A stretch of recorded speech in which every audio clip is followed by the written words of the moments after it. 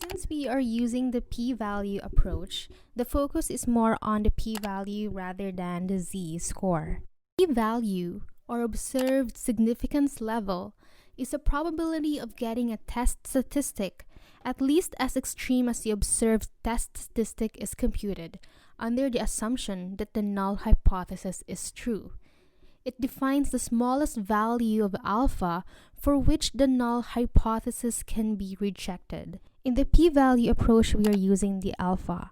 And remember that the alpha is the symbol for type 1 error. Recall that the alpha is basically the opposite of a confidence level.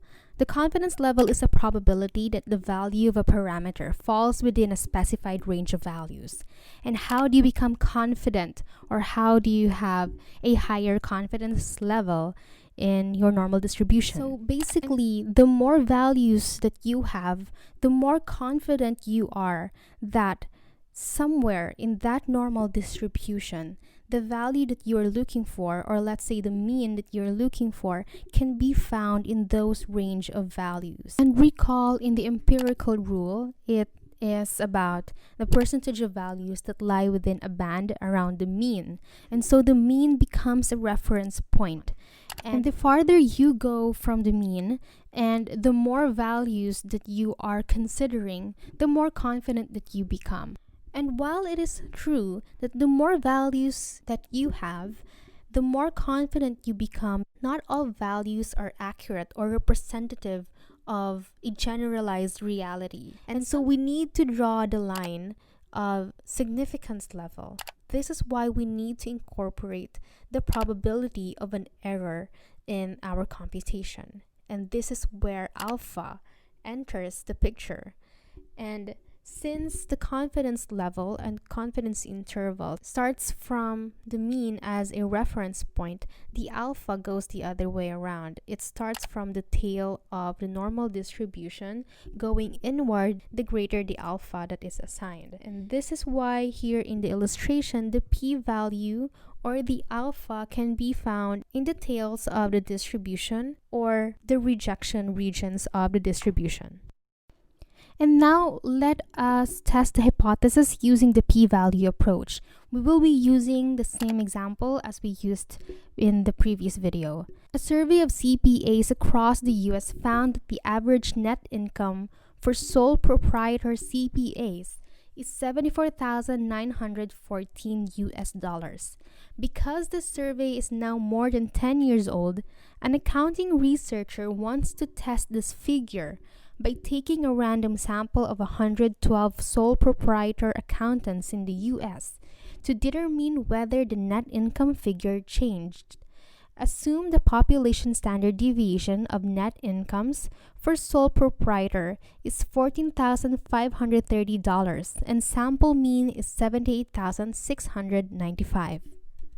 In this particular example, we are challenging the statement that the average net income for sole proprietor CPAs is $74,914. So let us now follow the HTAB system in hypothesis testing, which means that first we need to establish the hypothesis.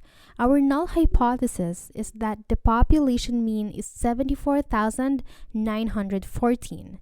And our alternative hypothesis, which is challenging our current status quo, which is the population mean is not equal to $74,914. Now pay attention to the symbols we're using. Here we are using the equal and not equal sign, which means that we are dealing with a two-tailed distribution. Next in the HTAB system is to conduct the test, and we need to set the value of alpha. So let's say in this example, we are using the 0.01 alpha. And our decision rule is that if the p-value that later on we will compute is less than 0.01, then we reject the null hypothesis. It means that if our p-value cannot go beyond the alpha, it means that it falls or it is trapped within the rejection region. And now we conduct the test by gathering and analyzing the data. So we have the sample mean, the population mean, population standard deviation, and sample. And before we can get to the actual p-value, we first need to compute the z-score. Applying the formula that is z is equal to sample mean minus population mean all over population standard deviation over the square root of n, we get the z-score that is 2.75. So before anything else, let's first go back to our distribution. Earlier on, we assigned our alpha at 0.01. And we need to divide this alpha into two parts because since we use the equation or the symbol equal sign, it signifies that we are dealing with a two-tailed distribution. And we divide 0.01, it gives us 0.005. Means that there is an alpha, or we have an error rate of 0.005 located at both tails of the distribution.